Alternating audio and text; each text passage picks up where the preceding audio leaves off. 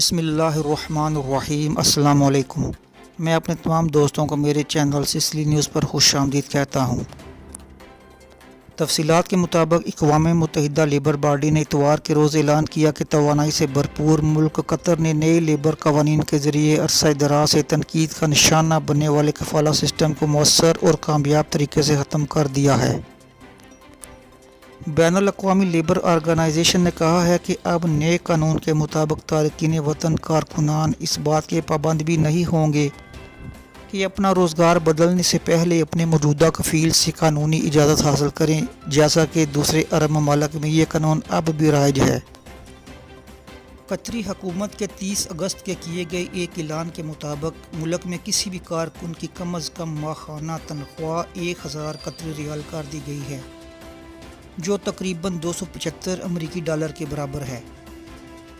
کم سے کم اجرت کے قاعدے کے تحت کفیل کو رہائش اور کھانے کے لیے بھی الاؤنس ادا کرنے ہوں گے۔ قطر کے شہری قدرتی گیس کے ذخائر کی وجہ سے دنیا میں فی کس آمدنی کے حساب سے سب سے آگے ہیں۔ قطر کو تیزی کے ساتھ مستحکم مملکت میں تبدیل کیا جا رہا ہے، جس کی وجہ تیل اور قدرتی گیس کی دولت سے مالا مال ہونا ہے۔ نسبتاً چھوٹی مقامی آبادی والے توانائی سے مالا مال خلیجی ممالک کی طرح قطر بھی 1 ملین سے زیادہ غیر ملکی کارکنوں پر انحصار کرتا ہے، جن میں سے بہت سے بھارتی اور نیپال قومیت سمیت دیگر جنوبی ایشیائی ممالک سے تعلق رکھتے ہیں۔ کارکنان کے حقوق کی محافظ تنظیموں نے طویل عرصے سے کفالہ سسٹم نظام کو تنقید کا نشانہ بنایا ہوا تھا، کیونکہ یہ نظام غیر ملکی کارکنان سے بدسلوکی کی اجازت دیتا تھا۔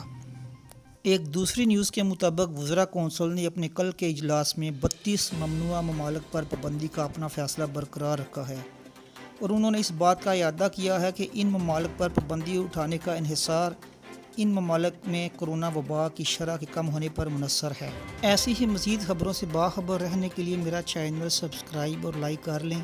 اپنی اگلی خبر تک آپ سے اجازت چاہوں گا۔ اللہ حافظ۔